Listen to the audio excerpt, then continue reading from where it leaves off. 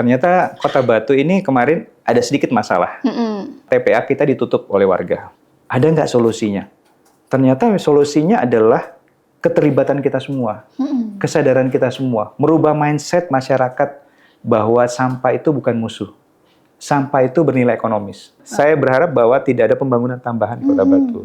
Karena alam inilah yang menjadikan Kota Batu tetap terjaga, cuacanya, kesejukannya, suasana alamnya yang tidak pernah tertandingi dengan yang lain.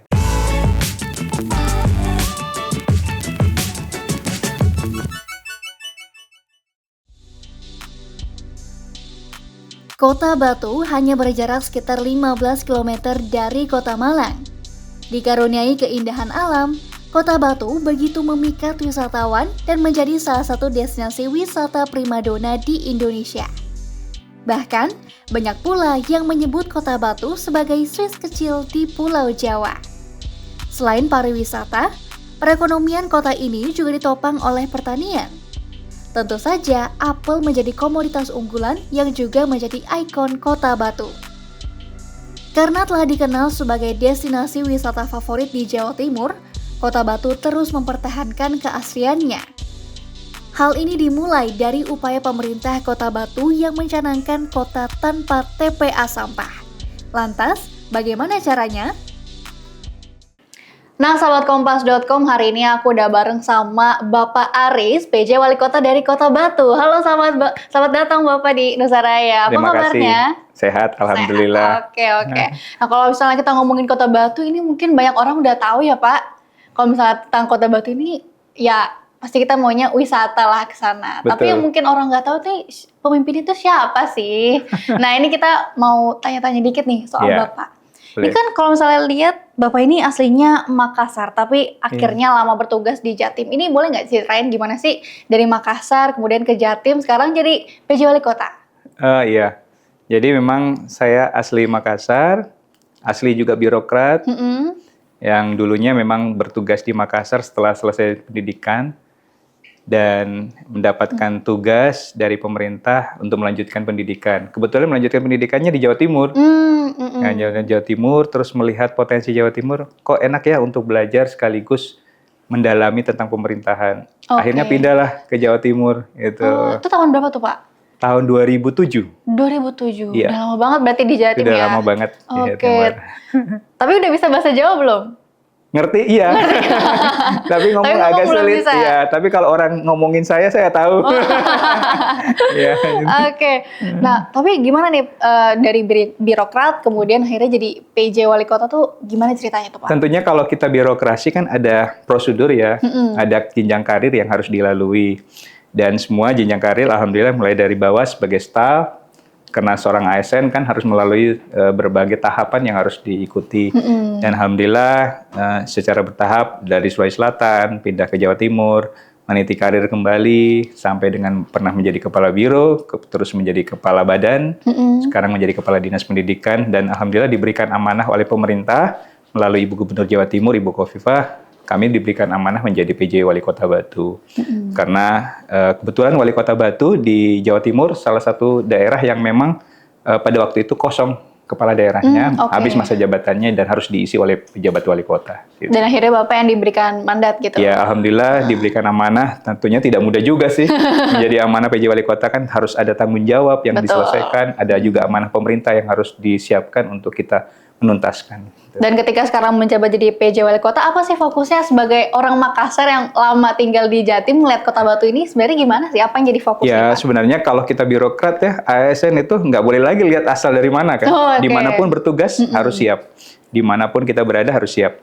Dan memang tugas pertama yang kami harus lakukan, karena pertama Kota Batu adalah kota wisata. Betul. Kalau kota wisata berarti infrastruktur, masyarakatnya, terus alamnya, dan segala macam yang harus terkait dengan itu harus kami siapkan dengan baik. Kami lanjutkan kepemimpinan yang sebelumnya, dan juga ada beberapa amanah pemerintah terkait kemiskinan, inflasi, terus tingkat pengangguran. Tentunya harus ini jadi PR-PR penting yang kami harus siapkan.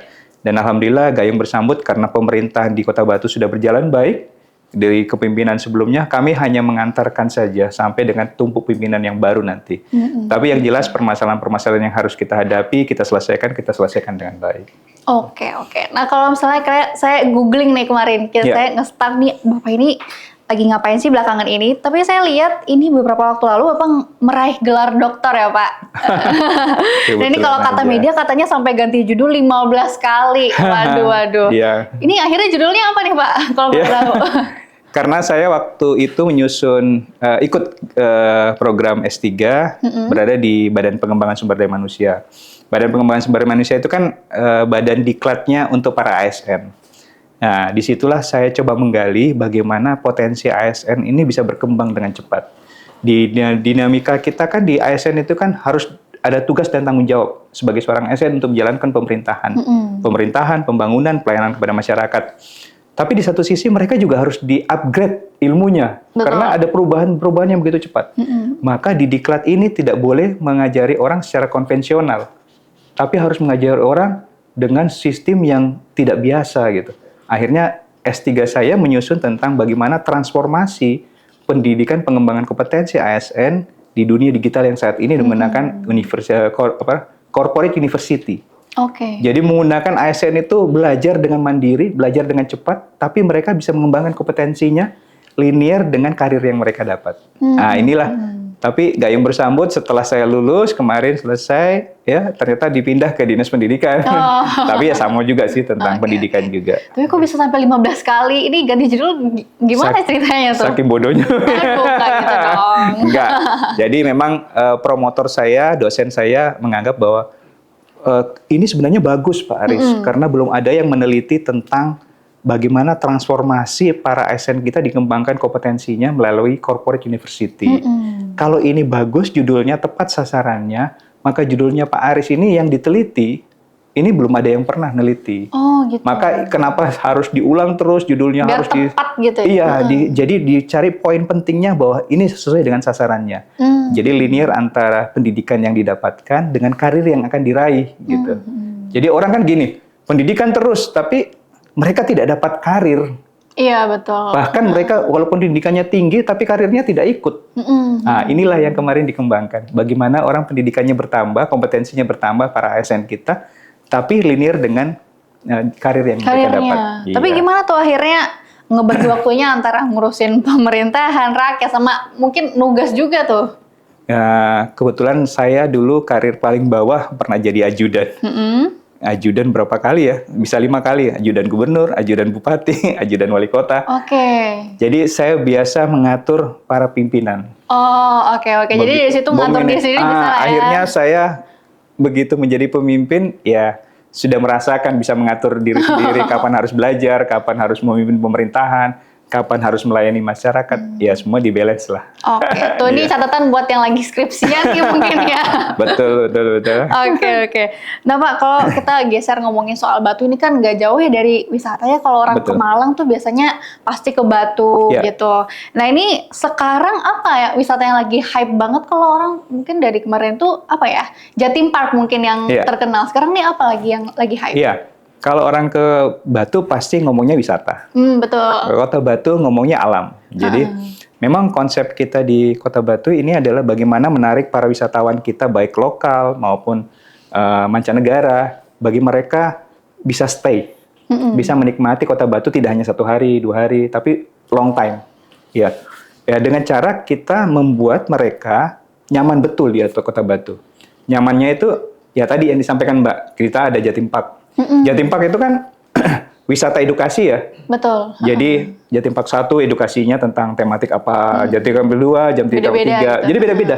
Jadi orang kalau ke sana itu nggak mungkin sehari gitu. Nggak mungkin, harus berhari-hari. Belum lagi kita punya potensi yang kebetulan desa-desa kami, 24 desa dan kelurahan ini luar biasa Mbak, karena setiap desa punya tematik yang berbeda. Jadi umpamanya desa Junrejo, itu tematiknya UMKM. Satu desa isinya UMKM, bahkan satu desa ada isinya tempe semua. Oh gitu. Iya, jadi usaha tempe, mulai tempe yang kita makan sehari-hari digoreng itu, sampai dengan olahan. Ya. Terus ada lagi desa yang memang handmade.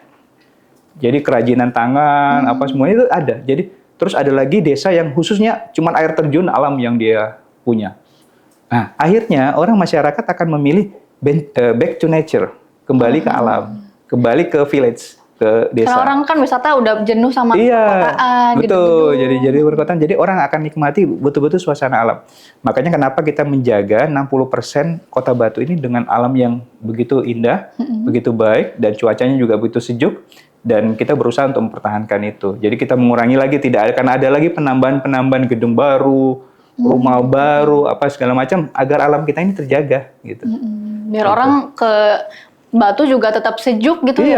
ya. Bahkan orang nanti kalau ke Batu tidak aja bisa tidur di hotel, di villa mungkin, tapi juga ada rumah penduduk yang kita buat homestay, yang kita buat mereka nyaman, bisa nikmati alam, pagi bangun, suasana air gitu ya, sungai. Dengar-dengar suara air terjun Iya, gitu. terus minum kopi, teh yang dibuat oleh warga. Tapi Itu udah banyak Pak homestay di kita udah Batu. mulai ngarah ke sana. Bagaimana Dinas Pariwisata kami membimbing di desa-desa itu agar membuka homestay yang milik warga, sehingga warga perputaran ekonominya berjalan. Oke. Nah, tapi boleh nggak di-spill nih Pak tempat Iya. favorit Bapak kalau misalnya lagi mau santai-santai gitu di daerah Batu di mana nih? Saya kemarin ketemu suatu tempat yang belum banyak orang ke sana, namanya Goa Pandawa. Goa Pandawa. Goa Pandawa itu agak naik sedikit di daerah desa Gunung Sari. Itu keren banget, Mbak. Itu sunrise-nya Kota Batu. Oh. Jadi kalau orang ke Bromo ya ada sunrise ya, tapi Kota Batu ini keren banget. Saya kemarin itu jam 4 subuh berangkat, sholat singgah masjid sebentar, terus naik ke atas, itu kita nikmati sampai jam 6 pagi munculnya matahari. Wah, keren Sambil banget. ngopi ngeteh gitu Wah, ya sarapan. keren banget. Di sana memang nggak ada habisnya sih. Kadang-kadang saya juga kalau ada waktu off-road sambil lihat pertanian di Kota Batu, karena kita punya potensi unggulan kan ada 3. Pariwisata, pertanian, dan UMKM. Betul. Pertanian hortikultura. Jadi banyak kebun-kebun kopi, banyak kebun-kebun jeruk, apel yang kita bisa pakai off-road mengelilingi di Asik bawah tuh ya, kaki jadi gunung. paginya subuh-subuh lihat sunrise, terus kita turun gitu sambil lihat. Betul. Keren banget. Oke, kok emang di Batu itu kan kebanyakan alam ya, atau enggak taman hiburan, tapi ada juga nih yang baru buka itu namanya Pasar Induk Kota Batu kemarin itu ya Pak. Betul. Nah ini katanya banyak yang justru ke sana tuh buat jalan-jalan, justru bukan buat belanja-belanja. Itu ada apa aja emang di sana Pak? Iya, jadi Pasar Induk Kota Batu ini kan pasar yang baru, yang tentunya di dalam isinya berbagai macam produk ya yang dijual. Mulai dari ikan, daging, terus ada juga emas, ada juga pakaian, konveksi, terus ada food court-nya. Di situ ada 1.800 pedagang. Oh, oke. Pasar agak besar dan dibangun multi-years. Kalau nggak salah 3 tahun ya, dari kepemimpinan sebelumnya. Dan alhamdulillah tahun ini sudah selesai. Ini kita secara bertahap pedagang sudah masuk. Kita ingin bahwa Pasar Batu ini, Pasar Among Tani ini menjadi pasar ikon. Jadi orang seperti ke mall, tapi sebenarnya di pasar. Oh iya ya. Gitu. Iya, kita berharap nanti pasarnya bersih, indah, terus jualan yang banyak gitu. Terus orang bisa berinteraksi ya sambil makan, sambil belanja. Terus orang yang pamannya kan biasanya kalau ibu-ibu ini belanja kan lama ya. Iya. Bapaknya bosan nunggu. Nah, kita buat ada food court yang mereka bisa ngopi Udah gitu. bapaknya di situ, ibu-ibunya Iya, belanja. Betul, belanja. Terus anak-anaknya nggak bosan juga, kita buat tempat-tempat bermain. Jadi memang kita buat untuk bisa selengkap mungkin dan senyaman mungkin. Jadi umpamanya orang wisatawan ini loh, habis nikmati wisata kan pengen belanja. Buat oleh-oleh bawa ke kemana saja kan, ke tempat mereka kembali. Ya mereka minimal mereka singgah di Pasar Among Tani itu. Oke. Gitu. Dan ini rencananya bakal diresmiin Pak Jokowi ya Pak? Kita berharap sih karena ini proyek strategis nasional kan. Salah satu proyek strategis nasional yang ada di Kota Batu. Ya, kita berharap Pak Jokowi nanti bisa meresmikan. Kami dengar sih tanggal 22 Presiden ada Hari Santri ya. Ya mudah-mudahan pada waktu momen itu bisa diresmikan. Ya, semakin diresmikan Presiden, semakin bagus gaungnya, masyarakat semakin kenal Makin ramai juga ke sana. Makin ramai juga. Gitu. Benar. Siap. Nah, saya juga sempat baca kalau Batu itu julukannya Swissnya Indonesia. Waduh, ini karena udaranya sejuk, banyak pemandangan juga di sana ya. Tapi sayangnya katanya nggak banyak turis asing di sana. Ini benar nggak sih Pak? Ya kalau kita mau lihat pandangan mata secara langsung meneliti satu-satu, ya nggak akan ketemu turis asingnya. Tapi kalau mereka secara kontinu, karena mereka ini datang itu kan seperti jejak sejarah ya. Jadi umpamanya mereka tahu Kota Batu itu sebagai tempat peristirahatan orang-orang bule dulu ya. Ya kan? Bule dulu. Jadi mereka itu biasanya datang berkeluarga gitu. Rame-rame datang. Iya. Terus berapa hari, bahkan mereka sebulan gitu. Itu banyak sebenarnya. Cuman kita kan nggak bisa melihat satu persatu ya. Karena mereka lebih banyak di alam. Iya, biasanya mereka di rumah Stay-nya warga di rumah-rumah kadang. warga, stay-nya di sana. Jadi bukan di objek-objek wisata yang pada umumnya rame gitu. Bahkan kemarin saya sempat nungguin di alun-alun itu, seminggu itu, ada loh bule-bule yang makan di alun-alun PKL gitu. Yang dinikmati kan di alun-alun itu ada PKL, bahkan makan ketan legenda yang punya batu itu. Justru udah melokal kali ya, makanya nggak kelihatan. Iya, nggak kelihatan. Jadi saya lihat pakai celana pendek lah. Ini lebih keren. Jadi sebenarnya ya tidak semasif itu yang katakan bahwa tidak ada kurang turis asing. Sebenarnya banyak sebenarnya. Cuman emang nggak kelihatan. Cuman nggak gitu. kelihatan membaur gitu. Mereka lebih banyak back to nature gitu ya. Banyak di alam gitu. Ya. Dan juga katanya Pemkot Batu ini punya target 10 juta wisatawan di 2023. Kalau di Oktober ini kira-kira udah berapa nih Pak? Kalau Oktober ini kalau nggak salah hitungan kita sudah hampir 7 juta ya. Iya 6,8 juta 6,8. sekarang. Ya. Okay. Memang target kita karena pada tahun kemarin kan sekitar 7 juta waktu tahun 2022. Itu pun masih ada setengah-setengahnya masih pandemi kan, Iya, belum betul. dicabut total. Kalau sekarang kan udah cabut total pandemi.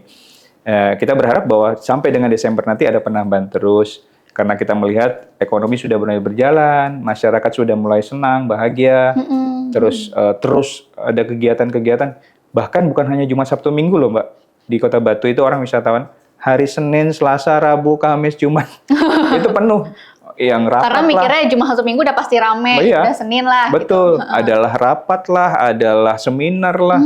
Kan di Batu semua itu, karena tempatnya sejuk kan. Iya. Jadi enak banyak gitu. orang yang rapat-rapat di sana, seminar-seminar di sana. Sambil seminar mereka nikmati alam, nikmati makanan kuliner gitu. Oke. Tapi sayangnya mungkin banyaknya nginepnya di Malang ya Pak?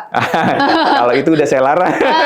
Udah ada larangannya? Bukan saya larang sih sebenarnya. Saya bilang gini, kalau mau studi banding atau rapat di Batu, harus bermalam di Batu dong. Supaya PAD Kota Batu bertambah. Jadi masa rapatnya di Batu atau kegiatannya di Batu, studi bandingnya, benchmarknya di Batu, tapi bermalamnya di Malang. Kan nggak balance maksud saya. Ayo dong. Kalau mau memang di Batu ya di Batu semua biar PAD kita, masyarakat kita bertambah ekonominya. Gitu. Betul. Nah mungkin ada titipan juga nih dari sahabatkompas.com yang lagi ngerencanain wisata ke Batu. Ini enaknya berapa lama sih di sana Pak? Kalau saya bilang berapa lama, nanti Pak Wali kurang lama dong. Kurang lama. Lamanya kalau Karena bisa. apa ya? Ya semua hampir butuh waktu yang agak panjang. Jatim Park saja, umpamanya Jatim Park 1 ya, sehari itu nggak cukup gitu, kurang. Akhirnya itu baru Jatim Park. Belum nanti yang lain kan, yang alam gitu. Kita mau lihat air terjun di Coban Putri, Coban Talun itu, ya itu butuh waktu gitu kan. Jadi agak lama. Belum lagi off-road. Off-road tuh kalau kita berangkat pagi jam 5:30 gitu, kan udah terang ya, 5:30. Itu selesainya sekitar jam 2-an. Seharian penuh kita keliling di desa-desa, melihat pemandangan alam, melihat pertanian, hortikultura, itu keren-keren banget. Jadi memang kalau 2-3 hari ya cukuplah 3 hari kalau mau saya. Tapi itu pasti akan kembali lagi karena kangen kan. Belum puas gitu ya. Belum naik para layang Mbak. Wah, keren banget lihat Kota Batu. Bapak udah sering kayaknya nih. Wah, saya awalnya nggak berani, tapi begitu diajak akhirnya berkali-kali. Iya. Yang asik tadi juga sepeda downhill ya Pak ya? Ya, downhill. Dan banyak juga atlet dari Batu. Alhamdulillah atlet-atlet kita yang masih muda-muda ini paling potensial adalah atlet-atlet yang keren banget beraninya. Saya melihat sendiri mereka terjun dari gunung itu, terus turun ke bawah dengan ekstrimnya. Wah, itu gila banget. Saya juga sempat lihat di TikTok, waduh, ngeri banget. gitu. Karena di sampingnya ada rumah-rumah warga gitu Pak. Dan itu anak SMP, anak SD, SMA juga ada sih. Tapi rata-rata masih usia-usia dini ya. Dan mereka itu latihannya rutin. Saya ngeliat banget itu. Dia turun ekstrim banget. Saya ngeliat itu. Pernah nyoba nggak? Nggak berani. Itu nggak pakai rem soalnya. Tiba-tiba nanti Iya, bukan sampai finish ke bawah ke rumah sakit. Oke. Iya. Nah, tadi Bapak juga sempat singgung kalau di Iya. Batu itu nggak cuma wisatanya aja, tapi juga ada pertaniannya. Iya. Nah, di sana yang nggak kalah potensinya tuh jagoannya ada apel ya Pak? Bahkan Iya. julukannya kota apel. Nah, selain itu ada lagi nggak Pak? Apel memang saat ini menjadi ikon kita ya. Jadi di balik kota aja ada apel besar, gitu, tapi nggak bisa dimakan. Cuma dilihat Ada aja. apel besar, ya lihat aja. Terus di pasar kita juga buat apel besar. Ya. Ikonik kita memang apel. Tapi sekarang memang kita lagi revitalisasi. Iya. Karena memang apel tanahnya lagi jenuh mungkin ya. Kan sejak zamannya Belanda dulu, nenek-nenek moyang kita kan udah nanam apel gitu. Tapi karena mungkin tanahnya udah jenuh, akhirnya kita harus revitalisasi. Ada perbaikan-perbaikan. Mudah-mudahan nanti ke depan ada revitalisasi sehingga apel kita akan naik kembali. Ya, karena apel kita ini kan ciri khasnya. Iya, betul. Ada apel mana lagi, ada apel ana, gitu. Dan satu lagi apel apa ya saya lupa. Itu 3 apel yang jenisnya memang di Kota Batu. Nah, sekarang ada jenis yang baru, namanya jeruk 55. Jeruk 55. Iya, jeruk punten 55. Ini rasanya manis, terus tidak ada asamnya, airnya juga banyak gitu. Kalau dimakan nyes. Jadi sekarang ini ada petik apel. Dulu petik apel kan, sekarang ada petik jeruk. Oke, nambah lah ya. Dan ada lagi satu, petik strawberry. Jadi ciri khas kita memang karena pertanian hortikultura, kita ngajak masyarakat untuk petik apel, petik jeruk, Agrowisata strawberry, gitu. agrowisata. Bahkan sekarang ada namanya eduwisata pertanian. Jadi anak-anak sekolah yang mau praktek tentang bagaimana nanam Oh iya ya. padi, nanam tomat, segala macam, nanam ketan, wortel, itu ada edukasinya. Jadi ada tanah yang kita siapkan di warga di desa itu, memang untuk edukasi wisata pertanian. Dan itu udah mulai banyak di desa-desa ya Pak? Udah mulai banyak, keren. Gitu. Oke. Kenapa enaknya di sana? Karena pertama, biasanya kalau sudah padang luas kan panas. Kalau di Batu nggak panas gitu. Jadi orang kalau nanam itu sejuk aja rasanya gitu. Senang aja rasanya. Oke, tapi kalau lihat kondisi sekarang banyak nggak sih Pak anak muda yang kemudian terlibat di sektor pertanian? Banyak. Saya yakini kalau Kota Batu anak mudanya keren-keren. Pertama, ada potensi namanya anggrek. Anggrek ini yang kelola anak muda loh. CEO-nya anak muda. Ada lagi namanya mall bunga. Mall bunga itu kreatornya yang jual secara online segala macam itu anak muda. Lulusan Jerman tapi mau kembali ke Indonesia. Oke. Untuk itu. Justru banyak juga ya, mungkin mereka nggak terlibat mungkin di kebunnya, tapi untuk pemasarannya, marketingnya, iya. Dan dia juga yang mengkoordinir anak-anak muda untuk. Jadi umpamanya kayak gini, mereka foto, tapi fotonya menarik gitu. Iya betul, estetik jualannya, gitu ya. Iya, estetik, jualannya jadi rame, jualannya jadi banyak. Itu anak muda, Mbak. Keren. Bahkan itu yang jualan olahan, keripik UMKM, jadi mereka sambil ngemas sih, mereka buat konten gitu. Konten, oh iya. Live, di IG kan, atau di mana gitu. Dia sambil promosi, saya ini lagi bahan ini. Iya, sekarang kan kayak gitu, Pak. Iya. Keren, saya sampai kaget sampai segitunya anak-anak muda. Dan itu sekarang. biasanya banyak karena orang bisa ngelihat prosesnya, terus cara itunya gimana. Bener. Jadi dia melihat prosesnya, buatnya, jadi orang langsung menarik. Loh, ini berarti fresh loh. Iya, fresh. Langsung dikirim, Mbak. Langsung di packing pada waktu itu. Padahal mereka lagi live gitu. Gitu. Oke, nah dengan berkembangnya wisatawan dan juga tadi banyak UMKM yang mulai muncul dari anak muda ini, pasti sampahnya juga banyak nih Pak. Nah, gimana nih kalau misalnya Kota Batu ini mengelola sampah-sampah itu gimana? Ini kan jadi walaupun kita mungkin nggak kelihatan gitu ya, sampah itu kan ada di mana-mana. Iya, memang sampah ini menjadi polemik semua kota kabupaten ya di Indonesia. Nggak ada sih orang yang bisa bilang sampah bisa saya tuntaskan dengan adanya TPA gitu kan. Ternyata Kota Batu ini kemarin ada sedikit masalah. TPA kita ditutup oleh warga. Karena TPA kita ini sudah overload. Jadi, tapi bukan menjadikan kami down pemerintah bersama masyarakat. Kami terpacu untuk melakukan inovasi. Gimana sih kalau kita tanpa TPA? Ada nggak solusinya? Ternyata solusinya adalah keterlibatan kita semua, kesadaran kita semua, merubah mindset masyarakat bahwa sampah itu bukan musuh. Sampah itu bernilai ekonomis. Oh, ada nilai ekonomisnya. Iya, ini ekonomisnya. Akhirnya kami cobalah mengedukasi masyarakat, walaupun memang tidak ringan ini, butuh waktu. Susah ya. Kami harus mengedukasi warga, kami menyadarkan masyarakat. Bahkan bukan hanya masyarakat, pemerintah pun kami sadarkan. Nah, dari pemerintahnya Iya, juga. ASN kami sadarkan mereka. Kami kan punya ASN ribuan. Kami sadarkan mereka, ayo kamu jadi contoh di lingkunganmu. Pilah sampah dari rumah. Mana sampah plastik, mana sampah organik, dipilah.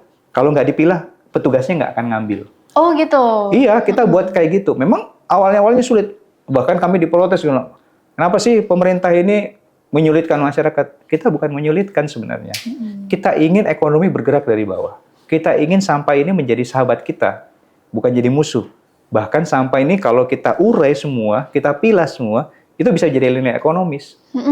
Apakah itu ekonomis buat desa, atau buat ekonomis buat mereka sendiri, atau buat ekonomis buat pemulung-pemulung kita, jadi bank sampah gitu. Betul. Sehingga itu bisa berputar menjadi duit. Apakah itu bisa menjadi olahan, atau itu bisa menjadi sesuatu yang bisa dibeli kembali, sehingga nanti bisa menjadikan nilai ekonomi yang tinggi. Dan itu ternyata 60% dari warga kita sudah mulai teredukasi dengan baik. Oke, udah mulai. Luar biasa. Bahkan itu ada satu dusun ini bukan desa. Jadi warganya sudah sadar, pagi itu dia mau ke kantor, mau ngantar anaknya, atau mau ke pasar, dia bawa sampahnya. Oke, sekalian gitu ya? Sekalian dia bawa ke TPS.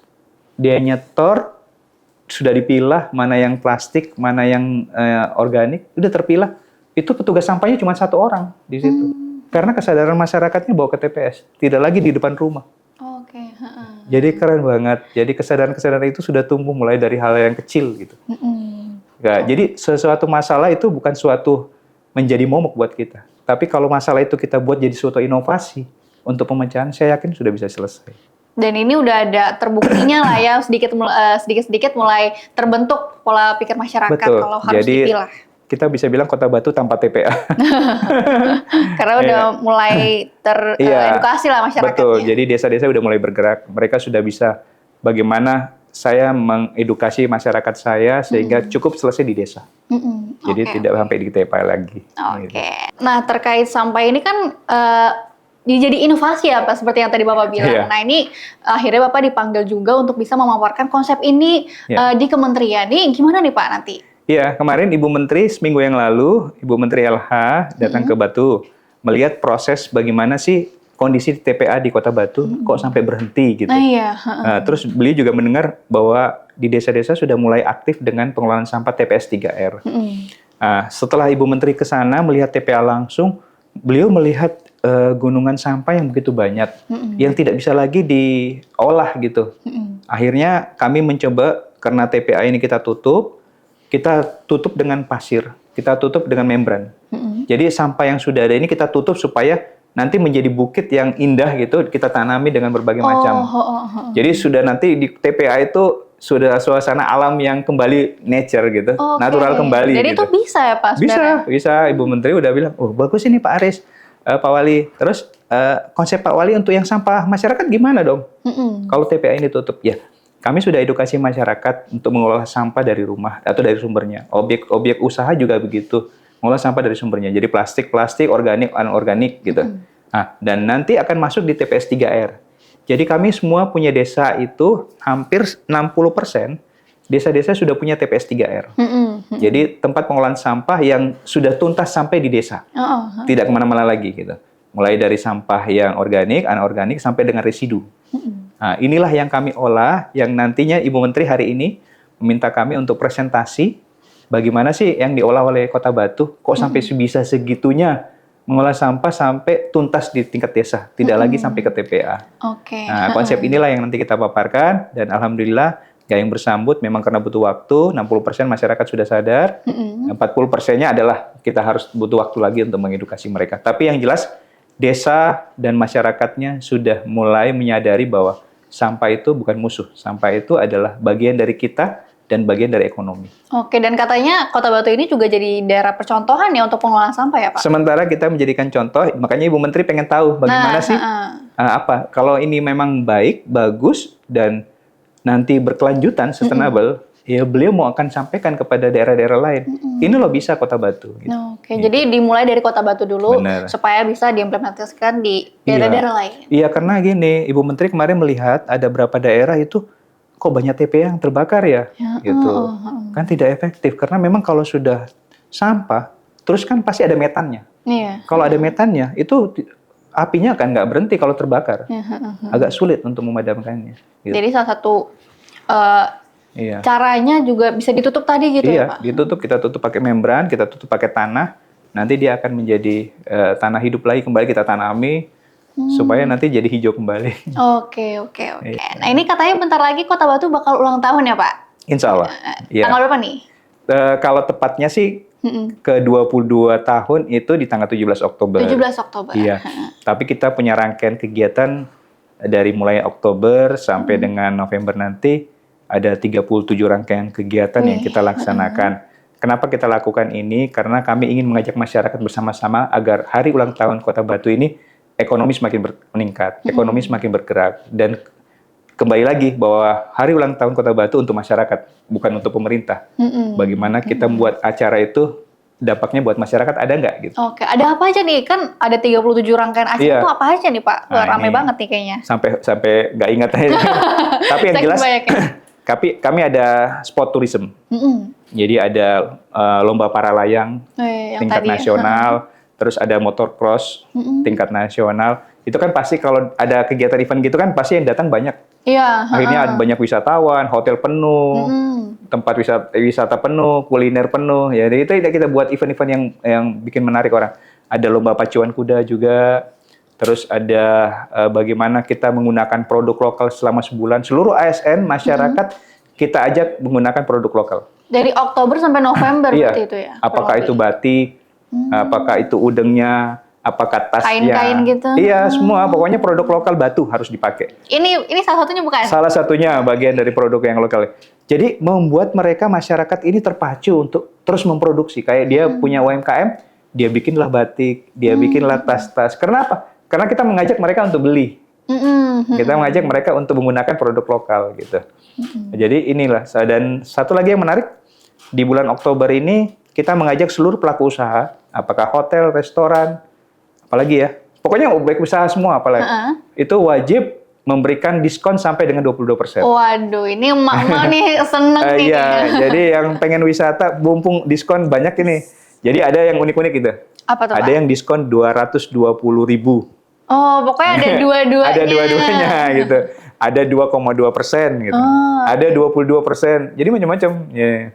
Jadi ini ikonnya berlaku banyak lah, hotel, tempat makan, Betul. wisata gitu. Iya, gitu. Ini rame lah ya orang ke Batu nih Iya, bulan Oktober alhamdulillah. November nih Iya. karena ngejar diskon tadi juga. Iya, betul. Oke. Kalau di hari hanya sendiri bakal ada apa nih Pak? Hari hanya nanti kita tentunya pertama ada upacara hari memperingati Hari Jadi Kota Batu dalam bentuk upacara. Kan ini ada berapa atraksi, terus ada berapa penyajian seni budaya gitu. Sampai dengan malam hari kita ada pagelaran wayang kulit. Sampai dengan malam suntuk. Yang jelas pada saat Hari Jadi Kota Batu tanggal 17 itu semua kuliner yang ada di pasar Kota Batu itu gratis. Karena upacaranya ada di Pasar Induk itu gitu. Jadi kita kasih kupon masyarakat, monggo makan gratis, minum gratis dengan kupon yang kita sudah siapkan. Oke. Dengan banyak kuponnya tahu berapa? Berapa tuh Pak? 2.200. Oh, semuanya berarti ya? Semuanya 222. Untuk memperingati 22 tahun Iya, kita ya. betul. Oke. Nah Pak, kan Bapak belum setahun nih menjabat kan, baru Januari. Tanggal 19 Januari. Oke. Iya. Oke. Nah, walaupun memang udah lalu lalang nih di pemerintahan baik di mungkin Makassar maupun di Jatim, apa sih Pak yang menurut Bapak masih menjadi PR besar untuk Kota Batu ini? Kota Batu karena dipimpin orang-orang hebat sebelum saya, sangat keren lah menurut saya Kota Batu. Tidak ada permasalahan yang selalu signifikan yang saya hadapi sebagai pejabat wali kota ya. Karena pejabat wali kota kan sementara. Jadi pondasi kepemimpinan pemerintahan, pembangunan kemasyarakatan itu udah jalan dengan baik kepimpinan sebelumnya. Jadi Kota Batu elegan banget menurut saya. Nah, kalau ada 1-2 permasalahan, ya pastilah dinamika ya, karena ada perubahan-perubahan kan. Betul. Nah, itulah yang kita hadapi, kita selesaikan, kita tuntaskan, Ya mudah-mudahan pada saatnya nanti saya sudah selesai, diberikan amanah oleh pemerintah, terus diganti pemimpin yang yang berikutnya lagi, ya kita berharap Kota Batu tetap kota yang menjadi ikonik wisata gitu. Jangan berubah gitu. Karena di Jawa Timur yang paling lengkap sih sebenarnya 38 kabupaten kota ya cuma Kota Batu. Kota Batu ya, apa aja ada di sana. Apa aja ada. Yang nggak ada cuma laut. Ada gunung lah. Iya, gunung lah. Nah, itu biarin yang lain. Iya, gitu. biar yang lain lah. Ngasih yang lain aja. Oke. Jangan diborong batu semua. Nah, nanti semuanya ke Batu. nih. Iya, betul. Oke. Nah, terakhir nih Pak, apa mungkin harapan besar Bapak untuk untuk kota ini dan juga untuk pemimpin selanjutnya? Iya. Ya, saya berharap bahwa Kota Wisata Batu menjadi ikonik yang wisata tetap tidak berubah dengan sektor unggulannya adalah pertanian, hortikultura itu, dan juga sektor UMKM. Karena tiga hal ini menjadi satu terkait yang tidak bisa terpisahkan. Kalau orang ngomong pariwisata pasti ngomong UMKM. Ngomong UMKM pasti ngomongnya pertanian. Nah, ini tiga terkait. Dan saya berharap bahwa pesona Kota Wisata Batu adalah pesona yang tidak tertandingi, tidak terkalahkan dengan daerah-daerah lain. Maka pemimpin yang selanjutnya diharapkan itu bisa menjaga ritme itu. Bagaimana tingkat kesejahteraan masyarakat bisa memberikan penopang ekonomi yang semakin baik, sehingga pariwisata tetap berjalan, UMKM bisa berjalan, dan pertanian juga bisa berjalan dengan baik. Semoga tetap sejuk ya, biar saya ke sana. Itu yang paling penting. Saya berharap bahwa tidak ada pembangunan tambahan di Kota Batu. Karena alam inilah yang menjadikan Kota Batu tetap terjaga cuacanya, kesejukannya, suasana alamnya yang tidak pernah tertandingi dengan yang lain. Oke. Ya. Semoga tetap sejuk. Dan saya kalau ke sana juga nggak banyak debu kayak di Jakarta ini. Iya, betul. Makanya ini kami kan kalau ada wisata hari Jumat, Sabtu, Minggu ya, kami mencoba nanti formulasinya bahwa bus-bus itu nggak boleh lagi masuk sampai ke tengah kota. Oh gitu. Jadi nanti kita buat shuttle. Gitu. Jadi ada shuttle-nya, ada terminalnya. Nanti mereka akan disettle dengan kendaraan-kendaraan kecil yang sudah kita siapkan biar buat lebih pariwisata. teratur juga kali ya, Pak, nggak macet gitu. gitu, Biar karena nggak, bus-bus ya, gede. karena yang bikin benar wisatawan kan banyak-banyak pakai bus Iya, gitu ya, rame-rame. Kita coba nanti memformulasikan. Mudah-mudahan akan bersambung dengan pemimpin yang berikutnya, karena saya kan cuma sementara ya. Oke. Kita berharap bahwa ada shuttle, bus-bus, nanti akan lanjut ke objek wisata atau ke hotel dengan kendaraan yang sudah kita siapkan yang lebih ramah gitu. Oke. Apakah itu kendaraan yang pakai konversi listrik? Semoga nih rencananya tetap berlanjut lah, supaya pas Amin. saya ke sana udah bisa enak nih jalan-jalannya. Iya. Asal jangan jadi penduduk sana. Bertambah penduduknya Kota Batu. Oke, baik, terima kasih Pak Iya. Aris sudah datang ke Nusa Sama-sama, Raya dan Mbak. juga cerita-cerita soal Kota Batu nih yang keren banget. Ya, Baik, terima makasih. kasih juga sahabat Kompas.com yang sudah menonton episode Nusa Raya kali ini. Saya Anastasia pamit undur diri. Salam Nusa Raya, semangat Bhinneka Indonesia Raya. Sampai jumpa.